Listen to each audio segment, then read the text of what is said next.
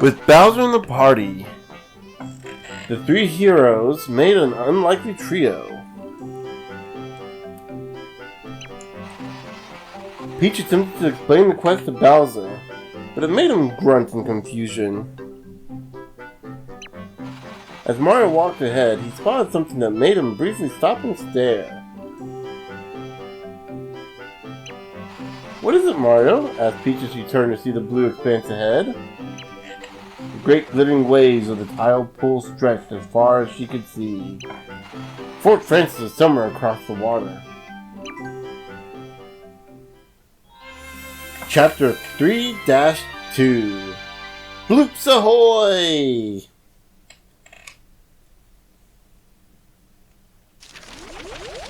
Hello and welcome everybody, this is your host Leovok and you're in time for more Bowser time! And Super Paper Mario.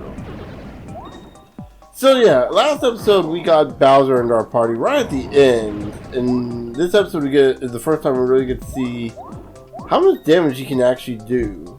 Because as the power hitter of the group, he typically ends up doing the most damage. Now, if we jump on an enemy... Oh, we can't jump on bloopers here. Right, water level. We get a water level. Probably the worst types in any game, period. I guess unless you count BioShock, technically the entire game is set underwater, but I don't know. I'm sure there's a game that's, oh no, what was it? Absol, I think. The entire game is set underwater. That one I've heard is really good. I keep hearing good things about Subnautica, though I've never played it. I have it. I've just never played it. Got it for free off of the Unreal Store a while ago. One of my friends seems to have loved that game. I don't know if she still plays it or not. Let's see, what else do we have here? Let's switch over to Mario real quick. Get over here. Nope. Just anything through here.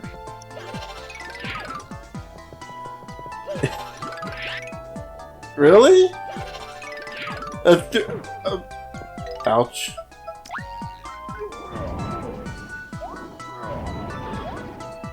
Further proof that the cheap cheeps are indeed cheap. And bloopers are mistakes.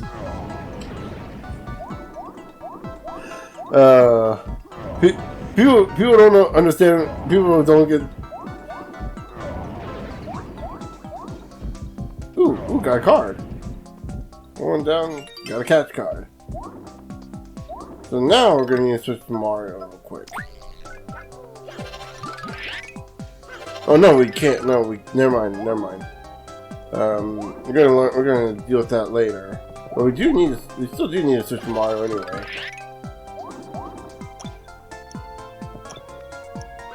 Excuse me. Had a powerful yawn there. It sounds like these relaxing water levels are making me sleepy. That or, I just keep recording later at night.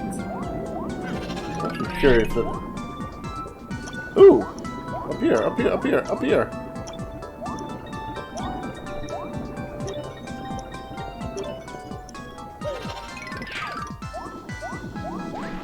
I mean, it's kind of a shortcut. Just kind of skips just some standard swimming platforming. Okay, we can't pick up spiked Goombas. We gotta bomb them, or we could just switch to Bowser and burninate them. So yeah, Bowser does about. Last episode I mentioned Bowser does twice as much damage as your base. I should specify he does about as much damage as Boomer, as your bomb. So if you want to use that for an example of a good catalyst, a good comparison.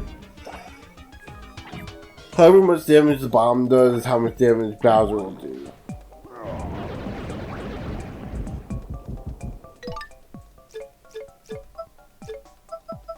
That's what we have here.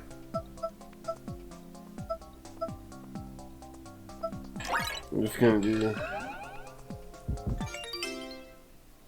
3 HP and cures poison. Not exactly the greatest thing in the world, but better than nothing.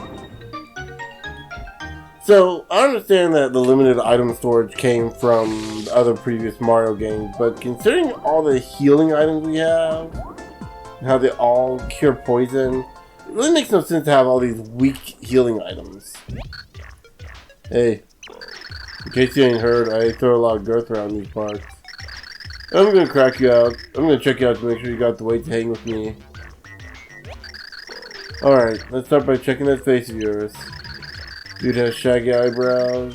That's not even kind of girthy. You get 50 girth points. Alright, I gotta check the girthiness of those clothes of yours. Small girth is in a giant spiky shell. That's worth 100 girth points. Girth check on the body coming up. That's where the real heavy comes from. Look at this guy. Look in the dictionary, he's the definition of girth. A super heavyweight right here. Bam. 10,000 girth points. I feel like your girth points are kind of like the points from Whose Line Is It Anyway? It doesn't really matter, and you just kind of give them out arbitrarily.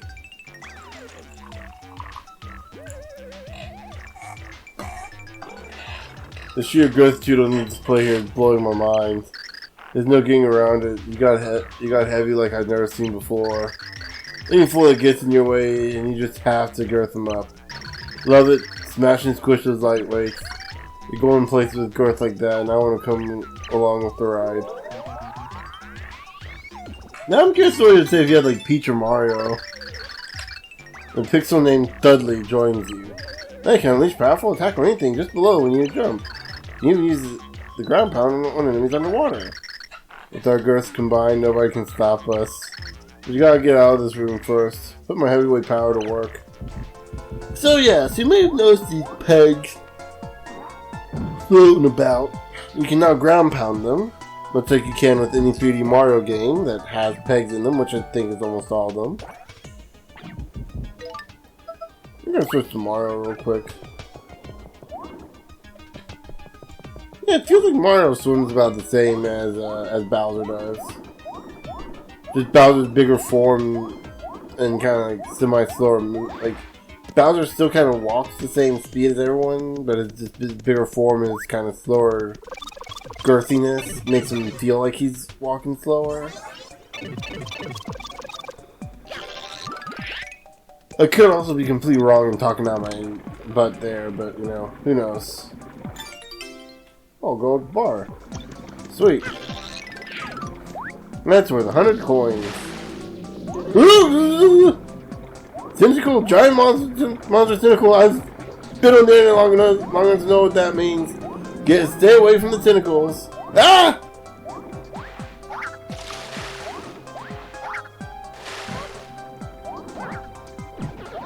So yeah, ground pounds do 6 damage, so they're kind of like an advanced move. And real quick, I'm gonna go ahead and just ink some sauce. Eat some inky sauce.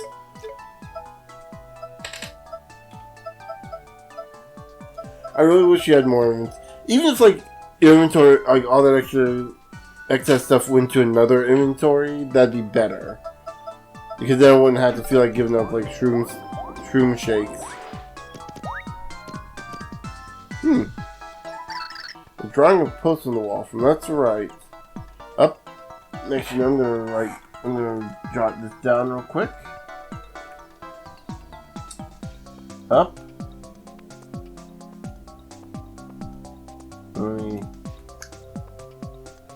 Up. Down. Down. And up. Down. Up. So we gotta remember that. Hopefully I won't have to use my cheat sheet, but you know what? The video games have been making us use notepads and paper since the beginning of time. Actually, one of the first games I really started using a notebook for was Myst.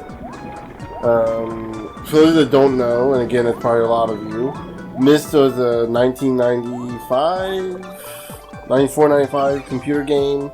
It's one of those point-and-click type of deals, and it was actually one of the better ones too. Like, it required you to use a lot of logic and memorization. Ooh.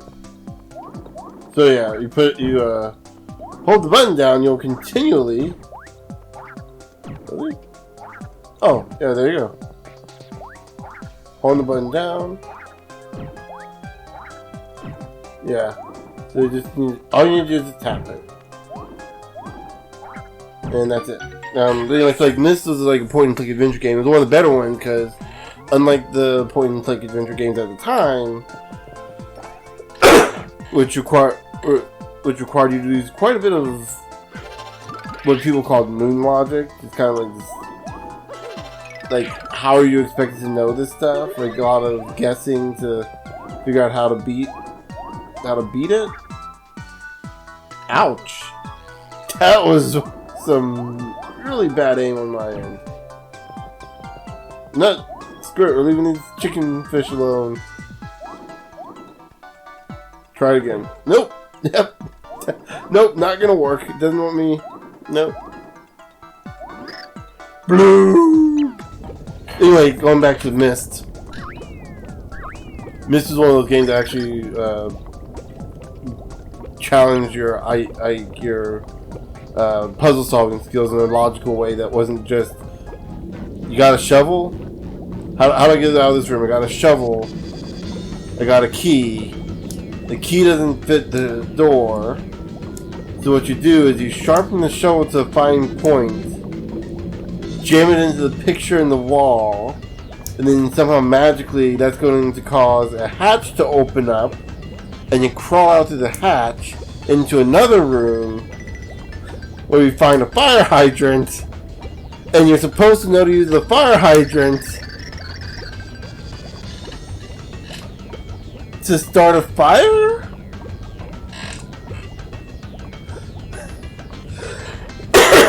The weird thing is, that sounds like I'm making it up, and I am. But people who played a lot of point-and-click adventure games from the 90s, they can tell you that that could have been something that really happened. Burp, burp. Hey, land freaks, how'd you like a tentacle sandwich? I don't know where this accent... I don't even know what that accent is anymore. So, remember, we gotta light the red one on fire. Which, by the way, I gotta ask. I know I'm tempting fate here because I did see that one episode of SpongeBob.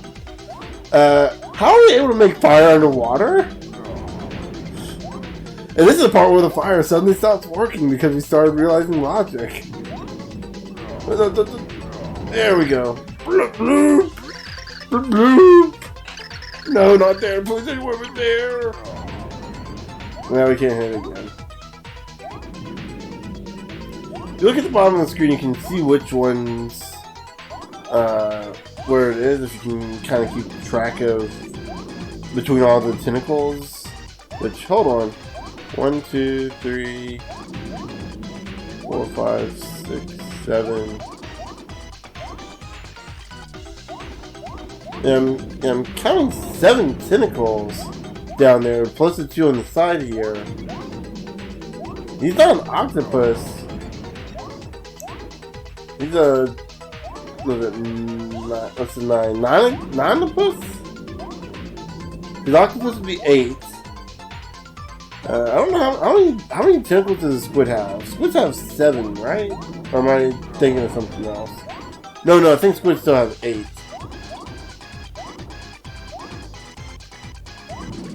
There we go. Is he dead yet? There, finally. Bloop, bloop. Bloop, bloop.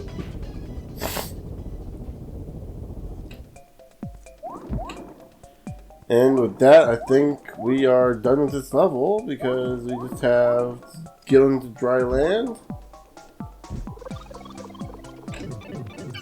One thing I want to mention about it, I don't think I mentioned this, I love the special effect of how you kind of like pixelate into the pipe.